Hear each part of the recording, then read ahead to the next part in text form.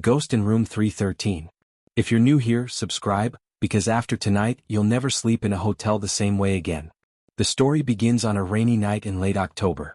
A traveling photographer named Ethan Miles was driving across Pennsylvania, exhausted after a long day of shooting abandoned buildings for a magazine project. His windshield wipers struggled against the storm as he searched for a place to stay. Around 11:40 p.m., he spotted a flickering sign through the rain, "Hillside in Vacancy." The building looked old, almost forgotten, like it belonged in another century. Paint peeled from its walls and only a few windows glowed dimly. Still, it was warm and dry, so Ethan pulled in. Inside, the lobby smelled faintly of wet wood and lemon polish. Behind the desk sat a quiet, older man with thin gray hair and eyes that avoided contact. His name tag read, Mr. Carver. "Just one night," Ethan said, dropping his soaked bag beside him. Carver hesitated before checking the logbook. "We've only got one room left," he muttered. "Room 313. "Sounds fine," Ethan replied. Carver's eyes flicked up sharply. "Are you sure? It's on the third floor, far end. Old pipes. Make strange noises at night." Ethan smiled. "No problem. I've stayed in worse." The old man said nothing more. He handed over a brass key and watched silently as Ethan disappeared up the creaky stairs. The third floor was dim, the hallway narrow and lined with dusty portraits of strangers long gone. Room 313 waited at the very end, a heavy door with a tarnished number plate. When Ethan stepped inside, a chill ran through him. The air felt different, stale, like no one had been there in years. The room was neat but dated, floral wallpaper and oak dresser, a single lamp that hummed softly when turned on. He unpacked his camera gear and plugged in his charger. As the storm raged outside, flashes of lightning filled the room. Each time he swore he saw something move in the reflection of the mirror. At first he thought it was just the storm playing tricks. But when he took a test photo with his DSLR, the image showed a faint blur behind him, a shadow shaped like a person standing near the window. Ethan froze. He turned quickly, but there was no one there. Only the curtain swayed from the draft. Trying to laugh it off, he reviewed the picture again, zooming in. This time the figure's outline looked sharper. A woman's shape, long hair, tilted head. He deleted the photo, brushed it aside, and tried to sleep. But the room had other plans. Around 2:17 a.m., a faint knocking echoed from inside the closet. 3 knocks. Slow. Even. He sat up, heart pounding. "Hello," he whispered. No response. He tried to tell himself it was the pipes. The manager warned him about that. But when the knocks came again, this time louder, closer, he got up and turned on every light in the room. He approached the closet. His hand trembled as he reached for the knob. The air around it felt colder than the rest of the room. Ethan yanked it open. Inside hung a single red dress, perfectly pressed, still on its hanger. A faint smell of lavender drifted out, fresh, not dusty. Someone had been there recently. On the floor sat an old leather suitcase. Tag read, "Property of L. Harlow." Ethan frowned. He didn't know that name. He carried the suitcase to the bed and slowly unzipped it.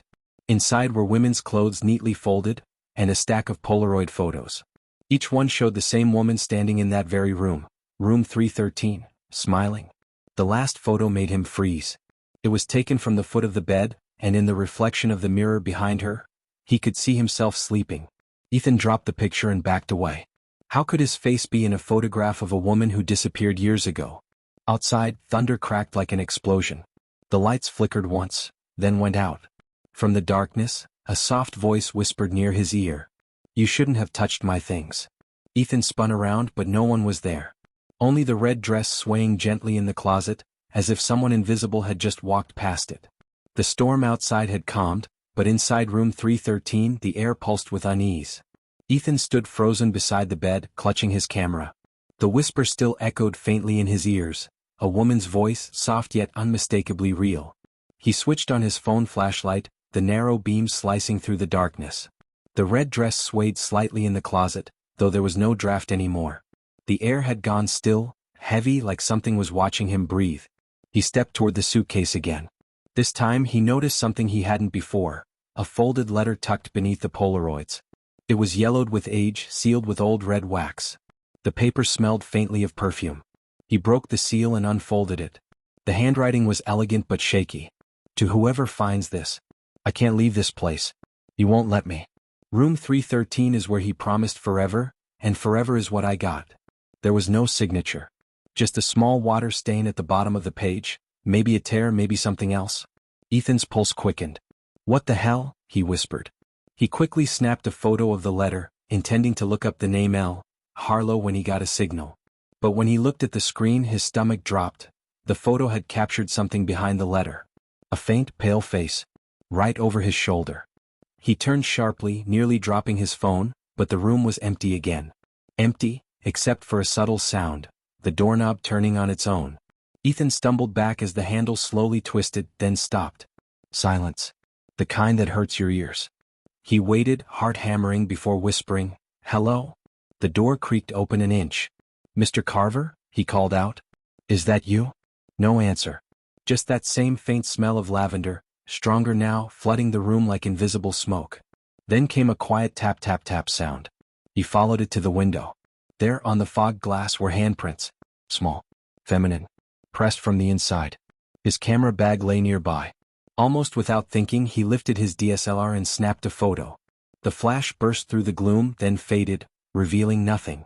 But on the camera screen, the image showed the window slightly open and a woman standing outside in the rain, her eyes black as ink. Ethan froze. The window wasn't open. He checked again, it was locked. He whispered to himself, "I need to get out." But when he reached the door, it slammed shut with a violent crack that rattled the whole frame. His phone flickered, displaying a black screen before the flashlight cut out completely. Now the room was dark again. Something moved near the foot of the bed. "Who's there?" Ethan called, voice shaking. From the shadows came the faint scrape of footsteps, slow, dragging, uneven. He could hear fabric brushing against the floor like that red dress sliding across the carpet. Then came a whisper, closer this time. "He said he'd never let me go." Ethan spun toward the voice and snapped another picture, desperate to see. The camera flash lit up the room for less than a second, but it was enough. In the burst of light he saw her. A young woman, face pale as chalk, eyes wide and glassy, hair dripping as if she'd just stepped out of the rain. She stood beside the bed, head tilted the same way as in the photos. And in her hand, the same Polaroid he'd just dropped moments earlier. When the flash faded, she was gone. Ethan stumbled backward, his breath shallow, his mind spinning. He tore open the door and ran down the hall. But when he looked over his shoulder, the lights on the third floor began switching off one by one behind him. 3:30, 3:12, 3:11. The hallway seemed to stretch longer than before, as if the building itself was shifting. He finally reached the staircase, only to find it blocked by a thick wooden door that hadn't been there earlier. Behind him, a woman's voice whispered from the dark. "You took his room, and he wants it back." The hallway light flickered once more, revealing a shadow standing at the far end. It wasn't the woman. It was a tall, dark figure in an old hotel uniform, his face covered by a brimmed hat. In his hand he held a key. Ethan backed up until his shoulders hit the wall. His hands shook as he raised the camera one last time. The flash went off, and the shadow was suddenly right in front of him. Then everything went dark. When Ethan opened his eyes, the room was quiet. Too quiet. The storm outside had passed, and pale morning light leaked weakly through the curtains. For a moment he thought it was all a nightmare. His head throbbed and his camera lay cracked beside the bed. He pushed himself up slowly, trying to remember how he'd gotten back into room 313. The last thing he recalled was that tall man in the hallway, the one holding the key. But now everything looked different. The wallpaper was newer, the furniture rearranged. There was no suitcase, no red dress, no Polaroids. The closet stood empty, its hinges shining like they'd just been polished. Ethan's heart pounded. "Hello?" he called. No answer. Only silence. He grabbed his phone. The battery had died hours ago. When he looked at the wall clock, it read 8:03 a.m. He decided to leave. Whatever had happened, he needed to get out of that place. The door opened easily this time. The hallway was bright and freshly painted. Downstairs, the lobby looked cleaner, newer, as if decades had passed overnight. Behind the counter, a young woman with a neat bun smiled at him. Her name tag read Lydia. "Morning. Checking out?" she asked cheerfully. Ethan blinked. Yeah. I stayed in room 313. Her smile faltered. "Sorry, sir. That's not possible. We don't have a room 313. He stared at her. "What do you mean? I was just there last night." The woman gave a nervous laugh. "You must be mistaken. The third floor ends at 312. There hasn't been a 313 for, well, ever since the fire." Ethan froze. What fire? She hesitated. You really don't know? She leaned closer, lowering her voice. In 1989, a woman named Lydia Harlow and the hotel manager were found dead in that room. They say it was an accident, but the stories, she glanced around before whispering, some guests say they still see her. Or him. Depends on the night. Ethan's blood ran cold. Harlow, he repeated. As in L. Harlow? The woman nodded slowly. That was her name. Why? He swallowed hard. Because I found her suitcase. Her photos. Before he could finish, the lights flickered once, twice. Then, for a brief second, the reception computer screen flashed, room 313, checked in. The woman frowned. That's strange. We don't use that number anymore. Ethan turned toward the staircase, every instinct telling him to leave. But he needed proof. He climbed to the third floor again, 2 steps at a time. When he reached the top, the hallway stretched out before him. Normal, quiet, modern. Doors numbered 301 to 312 lined the walls. But at the end, just where 313 should have been, there was now a blank section of wall. No door. No handle. Just faded wallpaper. He stepped closer. For a moment he thought he could hear something faint, a whisper from behind the wall like someone breathing. Then through the thin paper he saw a faint imprint, a hand pressing outward from the other side. Ethan stumbled back. The air turned cold again. He lifted his cracked camera, driven by habit more than reason, and snapped a picture. The flash revealed the outline of a door that shouldn't exist, a door with a brass number nailed to it. 313. He blinked. The hallway returned to normal. The wall was solid again. His camera beeped weakly, battery dying. He scrolled through the photos one last time, but every single image, the suitcase, the red dress, the shadow, was gone. Erased. Only one picture remained, the final one he'd just taken. In it, the wall glowed faintly, and standing beside the ghostly outline of the door was himself, smiling faintly, and behind him, the pale figure of Lydia Harlow. He dropped the camera and ran. Hours later, a cleaning lady entered the lobby carrying a dusty key she'd found under a hallway vent. It was old brass, tarnished with age. On it was a small tag engraved, Room 313. She handed it to the receptionist.